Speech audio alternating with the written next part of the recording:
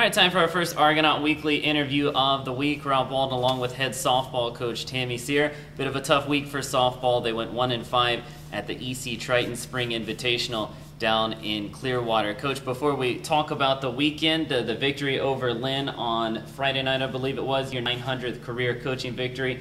Congratulations on that. What does that mean to you, 900 wins? I mean, that's a total that most coaches in any sport will never get to. So, reflect on, what it means to have reached the 900 milestone in your career. Oh, it's just years and years of great teams. We've had, since I've been here 19 years, and throughout those years we've had so many great teams.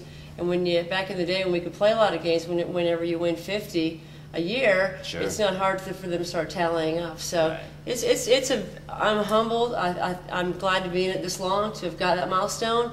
But if you do something long enough, they just kind of keep racking up. So.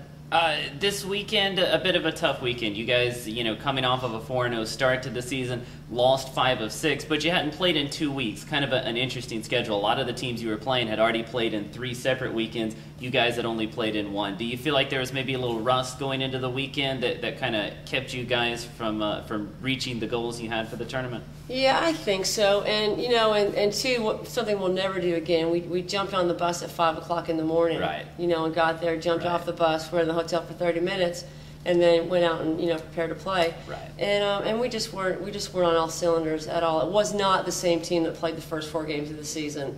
You could just tell they were tired, and we'll definitely go, when we go that great a distance, go the day before. I think that just kind of set us back and kind of set the tone for the whole weekend. Sure. Hitting was a little inconsistent this weekend. You scored 15 in the victory against Lynn in just a 5-inning game, 13 combined in the other 5. When you look back, is it lineup reshuffling? Is it just hoping that teams or that certain players click at the same time? What does it take for you guys to get a little more consistent on the offensive end? We may look at making some shifts in the lineup. Certainly, it's early in the season, and we're just finding these things out. But this weekend, we just couldn't get anything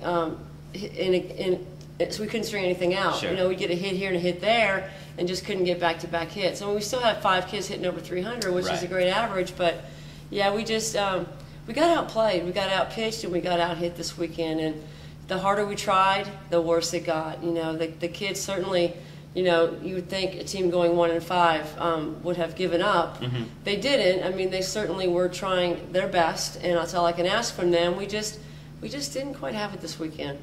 Last time I talked to you, the pitching situation was still a little unsettled. Ashley McLean had pitched just about every inning of the opening weekend, I think 25 out of 28, something like that. I know you got Victoria Harvey into the lineup a little bit this weekend, got McKenna Russell into the lineup. Do you feel a little bit better about your pitching situation going forward, especially having more than just one contributor in the circle?